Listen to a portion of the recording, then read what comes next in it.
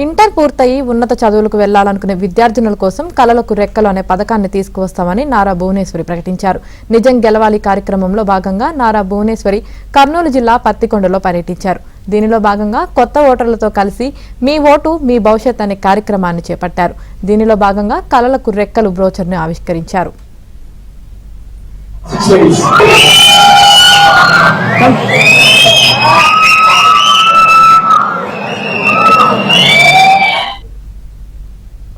ఈ కార్యక్రమంలో పెద్ద సంఖ్యలో కొత్త ఓటర్లైన యువతులు పాల్గొన్నారు. మంచి వారికి ఓటు వేసి ప్రజాస్వామ్యాన్ని రక్షించాలని ఈ సందర్భంగా వారికి వివరించారు. కలలకు రెక్కలు పథకంలో భాగంగా ప్రొఫెషనల్ కోర్సులు నేర్చుకునే వారికి ప్రభుత్వ గ్యారంటీతో బ్యాంకు రుణాలు ఇవ్వనున్నట్లు భువనేశ్వరి చెప్పారు. వీటికి వడ్డీ పూర్తిగా ప్రభుత్వమే చెల్లించేలా పథకాన్ని రూపొందిస్తామన్నారు. శివరాత్రి మరి ఉమెన్స్ డే కలలకు రెక్కలు ఈ కార్యక్రమం వెబ్సైట్ ని ప్రస్తుతం ఏపీలో ప్రశ్నించే హక్కు లేకుండా పోయిందని నారా భువనేశ్వరి మండిపడ్డారు. ఫ్రీడమ్ ఆఫ్ స్పీచ్ కావాలన్నారు.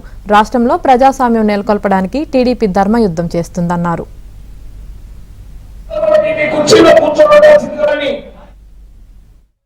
You are the most valuable asset for tomorrow's world. I am honored, overwhelmed with your presence for this Nijam Gelavali.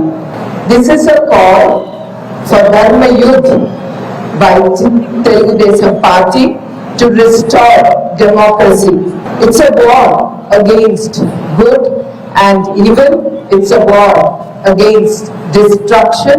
It's a war against human crimes. All this happened due to the failing moral values. All this happened due to the failing of moral values. Andhra voted for a non-transparent leader who is far from the development and welfare of the state. He curtailed the freedoms of human rights. Freedom to speech, expression, freedom to religion, freedom from want and freedom